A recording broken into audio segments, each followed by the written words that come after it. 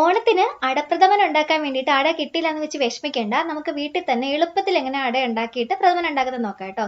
ഈ വീഡിയോ കാണുമ്പോൾ നിങ്ങൾക്ക് ഇത് ഫ്ലോപ്പ് ആയിട്ട് തോന്നും, പക്ഷെ അത് അങ്ങനെയല്ല, നല്ല ടേസ്റ്റ് ആണേ.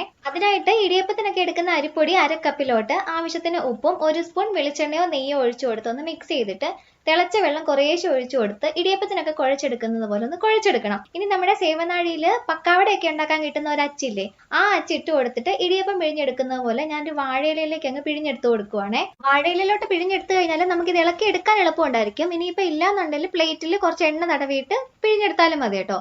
ഇനി നമുക്കൊരു 15 മിനിറ്റ് ഒന്ന് ആവിയിൽ വേവിച്ചെടുക്കണം. ഞാനിപ്പോൾ 2 ലെയറായിട്ടാണ് വെച്ച് കൊടുത്തിരിക്കുന്നത്. വെന്ത് വന്ന അട നമുക്ക് നല്ല തണുത്ത വെള്ളത്തിലോട്ട് അങ്ങ് ഇട്ട് കൊടുക്കണം കേട്ടോ. വാഴയിലയിൽ വെച്ചത് കൊണ്ട് നമുക്ക് വേഗം തന്നെ അടത്തിയിടാൻ പറ്റിയേ. എന്നിട്ട് ഇതേപോലെ കുറച്ച് വലിയ കഷ്ണമായിട്ട് അങ്ങ് മുറിച്ചെടുക്കാം. ഇനി നമ്മുടെ മധുരത്തിനനുസരിച്ച് 1/4 കപ്പ് തൊട്ട് 1 കപ്പ് വരെ ശർക്കരപ്പൊടി എടുത്തിട്ട് അതിനകത്തോട്ട് നല്ല തിളച്ച വെള്ളം ഒഴിച്ചു കൊടുത്ത് ഒന്ന് ഉരുക്കിയെടുക്കണം കേട്ടോ. എന്നിട്ട് നല്ലപോലെ തിളച്ച് വരുമ്പോൾ നമ്മൾ ഈ വെള്ളത്തിലിട്ട് വെച്ചിരുന്ന അടയില്ലേ, അതിന്റെ വെള്ളം എല്ലാം മാറ്റിയിട്ട് ശർക്കരയിലോട്ട് അങ്ങ് ഇട്ട് കൊടുക്കുവാണേ.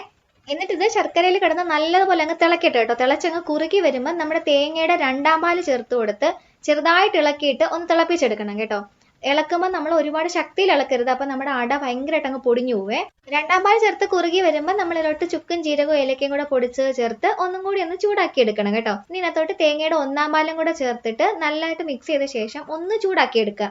ഇനി പായസത്തിലോട്ട് കുറച്ച് നെയ്യിൽ വറുത്ത കാഷ്യൂനട്ടും മുന്തിരിയും പിന്നെ ഇഷ്ടമുള്ളവർക്ക് തേങ്ങാക്കൊത്തും കൂടെ ഒക്കെ ചേർത്ത് കൊടുക്കാവേ. ഇത് വീഡിയോ എടുത്തോണ്ട് ഇരുന്നപ്പോൾ ഞാൻ വിചാരിച്ചത് ഇത് വീഡിയോ ഇടണ്ടെന്ന്, പക്ഷെ കഴിച്ചു കഴിഞ്ഞപ്പോഴത്തേക്ക് എന്റെ തീരുമാനം മാറി. ആരെങ്കിലും അട കിട്ടാതെ വിഷമിച്ചിരിക്കുന്നുണ്ടെങ്കിൽ ഇത് ഉണ്ടാക്കി നോക്കിക്കോ കേട്ടോ.